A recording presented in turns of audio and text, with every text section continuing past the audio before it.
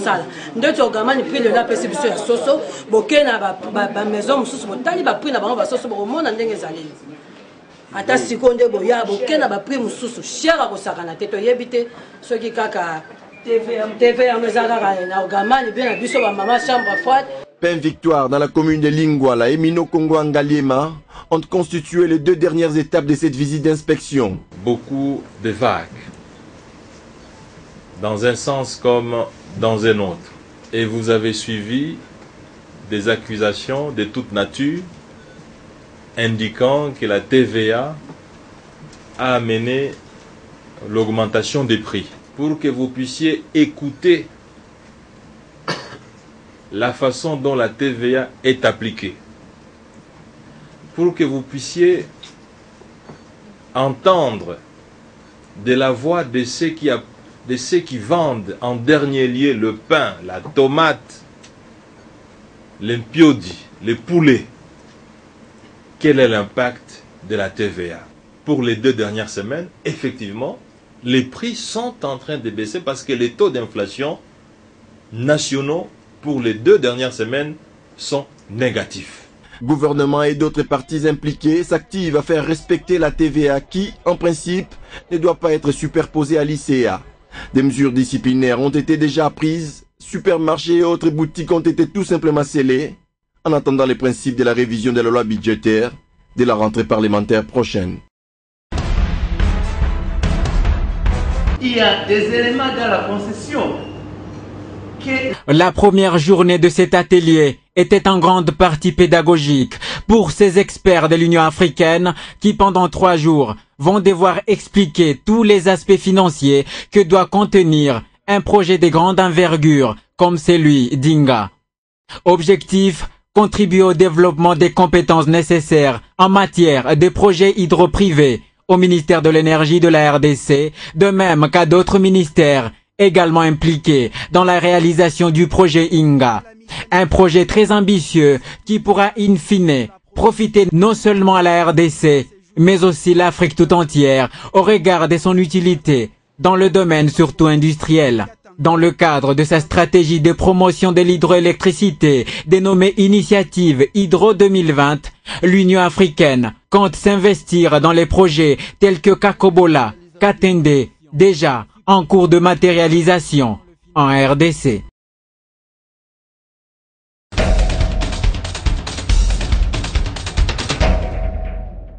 Les faits marquant la deuxième partie de la semaine qui vient de s'éclôturer sont la confirmation de la tenue du sommet de la francophonie à Kinshasa par le secrétaire général de l'Organisation internationale de la francophonie, Abdou Diouf, la conférence de presse du ministre de la Communication et Médias, Lambert Mendeo Malanga, mais également la demande du gouvernement congolais à la République sud-africaine d'extrader nos compatriotes arrêtés au pays de Nelson Mandela. Suivez.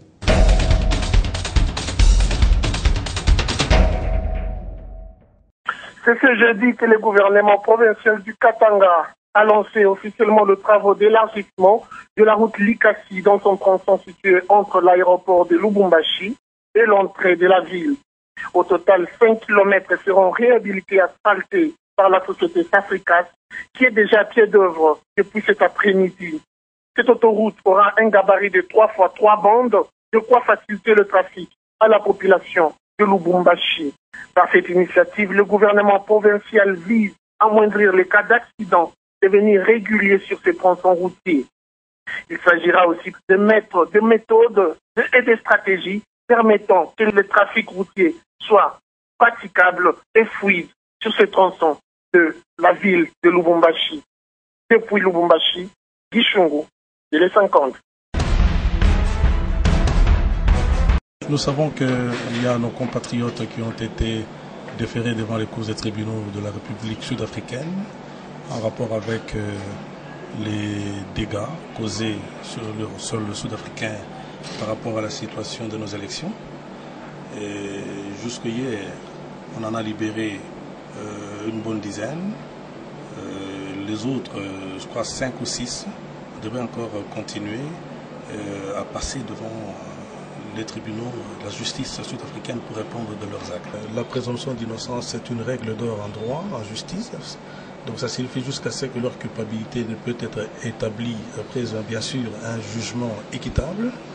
S'il est établi que ce sont des compatriotes qui se sont rendus coupables de certains dégâts, de certains actes répréhensibles en territoire sud-africain, libre à l'Afrique du Sud de les extrader ou de les chasser de leur territoire. Mais nous pensons, en ce qui nous concerne, nous souhaitons que si jamais ces compatriotes en venant être condamnés par la justice sud-africaine, nous aimerions qu'ils puissent purger leur peine sur le sol de leurs ancêtres. Nous ne souhaitons pas que nos compatriotes puissent traîner dans les prisons de l'étranger.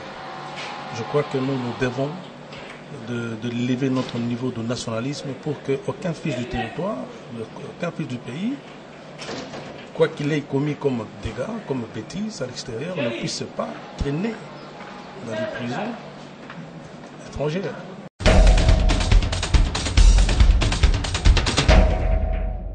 Ce point de presse est également l'occasion pour le porte-parole de faire le bilan des 5 chantiers de son gouvernement. Le gouvernement congolais, par son ministre de la Communication et Médias, a également félicité la CENI pour le travail abattu lors de la publication des législatives, et ce, malgré les différentes contestations. Des sujets tels que l'assignation en résidence du leader de l'opposition, Étienne Tshisekedi, ont également été évoqués. Il n'y a aucune interdiction officielle de M. Tshisekedi de quitter sa résidence et d'aller là où il veut. Mais la police, sur base des évaluations qu'elle fait sur place, lorsqu'un citoyen est en train de commettre une infraction, lorsque vous voulez sortir de chez vous pour appeler des Congolais à aller attaquer le président de la République, vous dites allons au palais, chassez cet homme. La police a le droit de vous dire de ne pas y aller. Et ça dans n'importe quel pays. La majorité présidentielle qui a remporté le plus de sièges se dit également ouverte au dialogue, mais refuse toute idée de négociation. Il ne s'agit pas de remettre en cause au travers de tout dialogue, de toute négociation, le fonctionnement normal des institutions. On nous dise par exemple qu'il faut négocier avec X ou Y qui a perdu l'élection présidentielle parce que si vous ne négociez pas avec lui, ce sera l'apocalypse, et qu'on nous amène par cela même à négliger ce que la loi nous oblige à faire, c'est-à-dire à ne tenir compte que de la majorité qui se dessine au Parlement pour mettre en place le gouvernement de la République. Il n'y a pas de crise institutionnelle. Le silence du chef de l'État réélu ne devrait plus inquiéter, selon Lambert Mende, qui justifie cela par le fait qu'en ce moment où la Cour suprême de justice est occupée à statuer sur les contentieux des élections législatives, les autres institutions, notamment le président de la République, ont jugé bon de garder silence. Il s'agit de ne pas donner l'impression d'interférer dans le processus, une grave entorse à une règle élémentaire de l'état de droit. Normalement, comme tous les sommets. Il aura lieu dans les conditions normales. Les questions politiques sont des questions évidemment difficiles. Nous appelons à l'apaisement, nous appelons au dialogue, nous appelons au respect de la transparence et de l'équité dans le traitement des élections qui viennent de se tenir, notamment des élections législatives. Et nous pensons que nous aurons un climat apaisé pour nous permettre de tenir un sommet dans les meilleures conditions. Nous avons la volonté de faire en sorte que les choses s'améliorent et que le sommet puisse se tenir dans les meilleures conditions. Et retenez ceci, c'est que ce sera le premier sommet de la francophonie dans cette zone de la francophonie qu'est l'Afrique centrale. Nous avons tenu des sommets dans toutes les zones de la francophonie, sauf en Afrique centrale. Alors je veux vraiment que toutes les conditions soient réunies pour que nous ayons un beau sommet en Afrique centrale, à Kinshasa.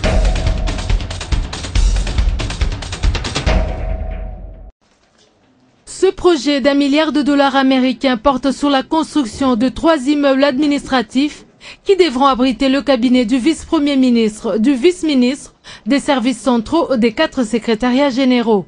Ce même projet portera sur la construction de l'école de formation au métier d'administration territoriale et de sécurité, ainsi que la construction des bâtiments administratifs, des résidences, des autorités, des maisons d'habitation des agents dans tous les secteurs et chefferies de la RDC.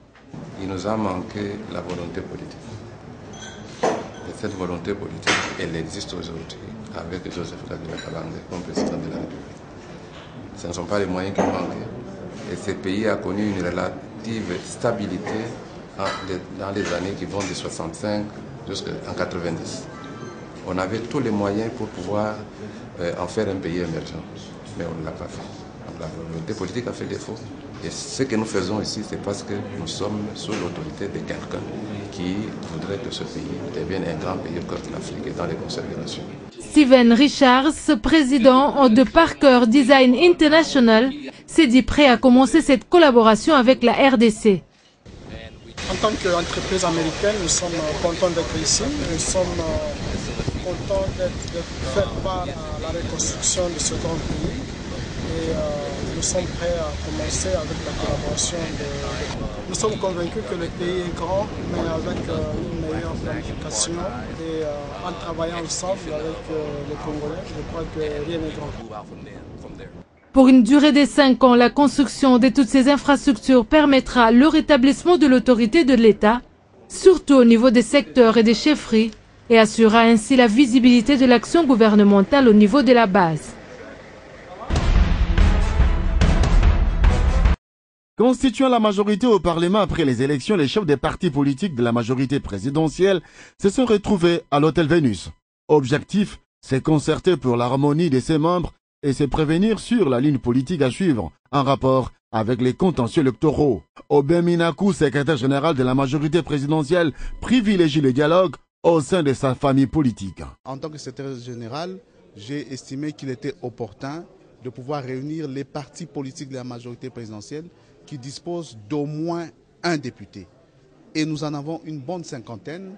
Les présidents de ces partis politiques ont répondu à l'invitation et nous avons réfléchi sur la façon dont nous devons nous comporter face aux échéances urgentes de la mise en place de l'Assemblée nationale et du reste. Cette réunion annonce le début des concertations. L'initiative est bien appréciée par les partis membres de la MP. On est en train d'organiser le travail. Il a été annoncé une réunion avec l'autorité morale pendant la semaine. Dans l'entretemps, il y a un travail qui se fait. La majorité s'organise. Depuis les élections du 28 novembre, la publication des résultats par la CENI, il n'y avait pas encore une grande réunion, une grande rencontre au niveau de la majorité. Et ceci vient de sceller le début d'une série de réunions au sein de l'AMP pour voir comment nous allons accompagner l'autorité morale, le chef de l'État Joseph Kabila Kabange dans cette deuxième législature. Après avoir constitué les comités de crise, Aubin Minakou, secrétaire général de la MP, passe à l'action pour donner des orientations aux partis politiques ayant gagné quelques sièges à l'Assemblée nationale. Ceux qui ont déjà été proclamés, ils doivent déjà commencer à travailler pour la famille politique, parce qu'après tout, la plupart des contentieux, c'est au sein de la majorité présidentielle. Pendant ces temps, la Cour suprême a déjà reçu des requêtes en recours. La MP s'harmonise donc pour le respect des directives de cette plateforme politique. Les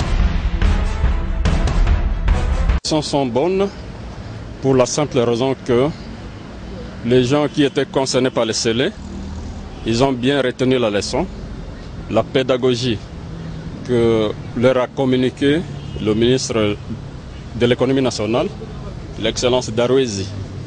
Un bon comportement dans les affaires pour ne pas faire souffrir la population. Nous venons de clôturer par l'alimentation Gigi. C'est tout un cheminement. C'est le premier lot sur qui nous sommes tombés. D'autres lots de demain, vous serez informés pour la suite. Ils se sont engagés à payer les amendes. C'était ça le préalable. Et aussi revoir le prix à la baisse. Ils ont signé des engagements. C'est selon les cas. Par exemple, si Gigi a accepté, a signé sur le PV d'audition de baisser le prix de l'ordre de 5%. Vous avez circulé avec nous. Il y en a qui l'ont accepté pour 6%, d'autres pour 3,3%, d'autres encore pour 4%.